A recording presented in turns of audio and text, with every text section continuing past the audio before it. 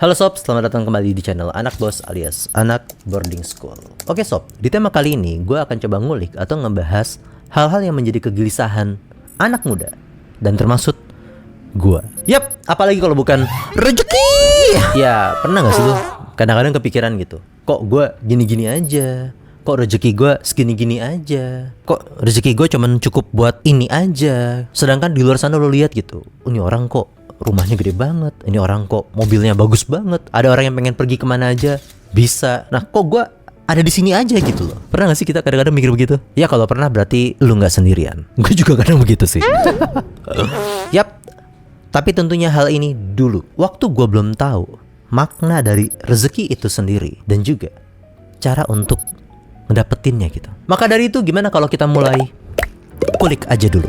Sebagaimana Allah berfirman di dalam surat Hud ayat ke-6, dan tidak ada satu makhluk melata pun di muka bumi ini kecuali Allah tetapkan rezekinya, dan Dia mengetahui tempat berdiam dan tempat penyimpanannya. Semuanya tertulis dalam kitab yang nyata. Begitu juga di surat Az-Zariyat ayat 22 dan 23. Dan di langit terdapat rezekimu dan yang dijanjikan kepadamu. Dan di surat Al-Isra ayat 30. Inna rabbaka yabsutur rizqa liman yasha'u wa yaqdir. Innahu kana bi'ibadihi khabiran basira. Sesungguhnya Tuhanmu melapangkan rezeki kepada siapapun yang dikehendaki, wa yaqdir, dan membatasinya. Sesungguhnya Dia maha mengetahui dan maha melihat hamba-hambanya. Dari runtutan ayat-ayat tadi, berarti pada dasarnya rezeki sudah ditetapkan sama Allah, sudah ditentukan kapan Allah mau ngasihnya, terserah Allah.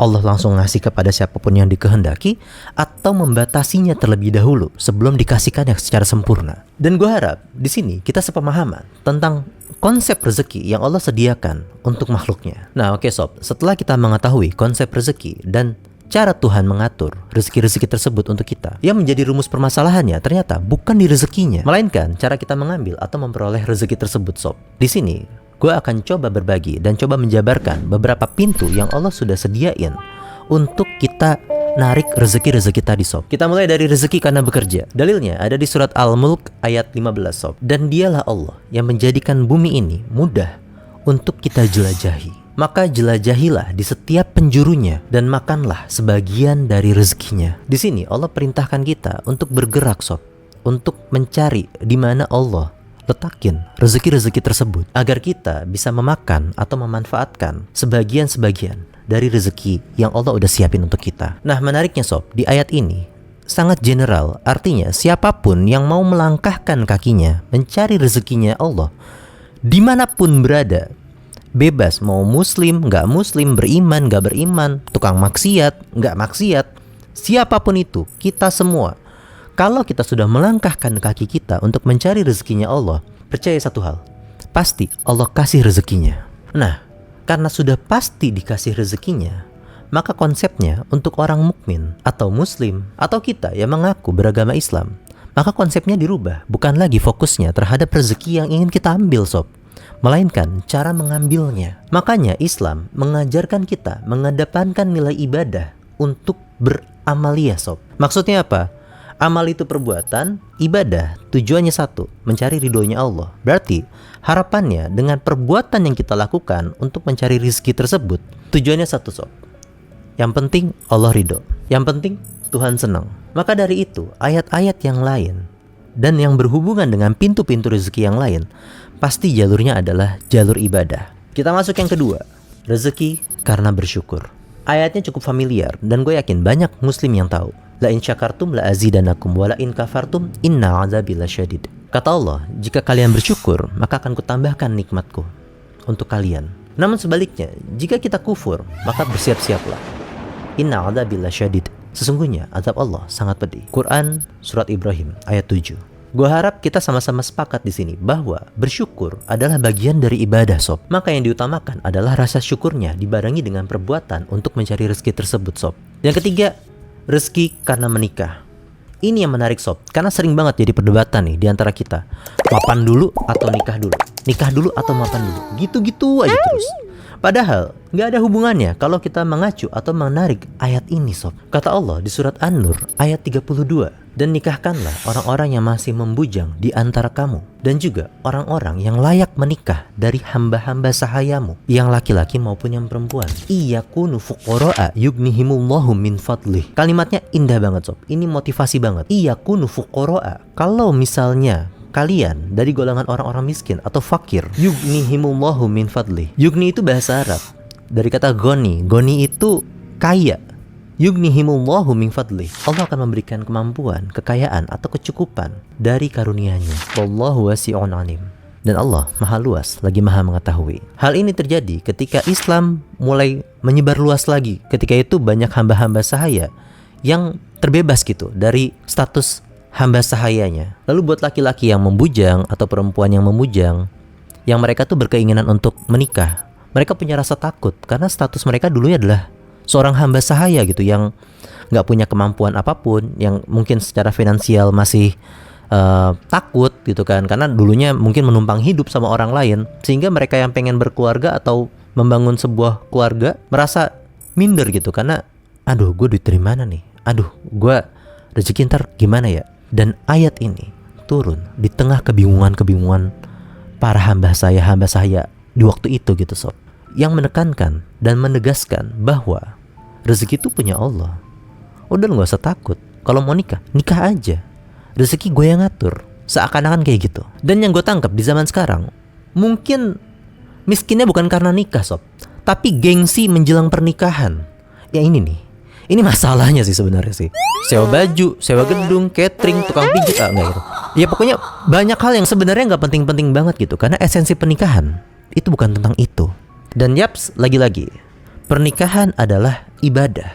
Jadi kalau ada orang niat menikah, tujuannya untuk beribadah kepada Allah, dan dia mencari rezeki yang halal untuk keluarganya, percayalah satu hal, di situ Allah buka satu pintu rezeki lagi. Setelah menikah, tekdung, yap, rezeki karena anak. Ini menariknya sob.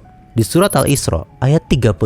Ternyata kasusnya nggak cuma kekinian. Dari dulu udah ada sob. Orang yang takut miskin karena aduh kok nambah anak, terus tiba-tiba istrinya hamil lagi. Ternyata ketakutan itu nggak cuma di zaman sekarang sob. Dari dulu udah ada. Dan yang menariknya, Allah yakinkan di surat Al-Isra ayat 31 tersebut, Allah bilang, dan janganlah kamu membunuh anak-anakmu karena kau takut miskin.